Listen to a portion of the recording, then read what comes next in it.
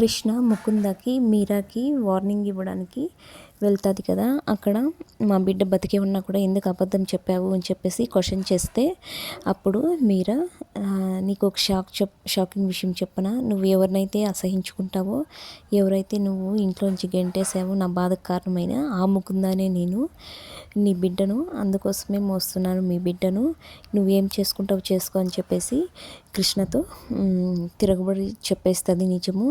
తర్వాత కృష్ణ మీరాని ముకుందాన్ని తెలుసుకొని తను ఏం చేయబోతుందో,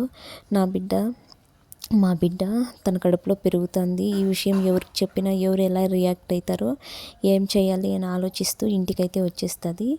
తర్వాత మరుసటి రోజు బట్టలు తీసుకొని వాళ్ళ చిన్నాన్న ఇంటికి వెళ్తుంది. కృష్ణ ప్రెగ్నెంటీతో ఉంది కదా, కొన్ని రోజులు అక్కడ ఉందామని అక్కడికి వెళ్తుంది. అక్కడ వాళ్ళు కృష్ణని చూసి చాలా అంటే చాలా సంతోషపడతారు. ఇరుగు పొరుగు వాళ్ళందరూ కృష్ణ తల్లి కాబోతుందని శుభాకాంక్షలు చెప్పి అందరూ మంచిగా చూసుకుంటారు.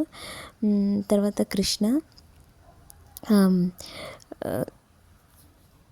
ఏసీపీతో అంటే తన భర్తతో చెప్తుంది, బాగా వార్నింగ్ ఇచ్చాను ఏసీపీ సార్, ఇంకా మన బిడ్డ తన కడుపులో పెరుగుతుంది కదా, లేకపోతే తనని చంపేసేదాన్ని, తను ఎందుకు మనతో ఇలా ఆడుకుంటుంది కృష్ణ అని చెప్పేసి మురారి కూడా అంటాడు. దీనికి అలా అంటున్నారు ఏసీపీ సార్, తనే ముకుందా అని తెలిస్తే మీరు ఏం చేస్తారో అనుకుంటూ తన మనసులో అనుకుంటూ ఉంటుంది. తర్వాత వెడ్డింగ్ షూట్ ప్లాన్ చేసి ఉంటారు. ఫోటోలు దిగుతూ ఉంటే ఇంతలో ముకుంద కళ్ళు తిరిగి కింద పడిపోతుంది. ఏమైంది అని చెప్పేసి డాక్టర్ని పిలిపిస్తారు.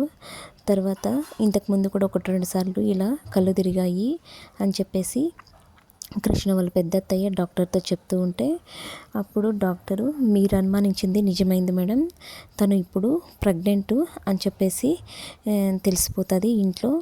ఆ ప్రెగ్నెన్సీకి ఆదర్శ్కి సంబంధం లేదు కదా, ఈ విషయం బయటపడితే వైదేహి ఎలాంటి నిర్ణయం తీసుకుంటుంది, కృష్ణ వాళ్ళ బిడ్డనే ముకుంద మోస్తుంది అని తెలిస్తే కృష్ణకు ఎలాంటి పరిస్థితి వస్తుందో మనము ఈరోజు ఎపిసోడ్లో చూద్దాము. ఇదే అండి మన లేటెస్ట్ ప్రోమో.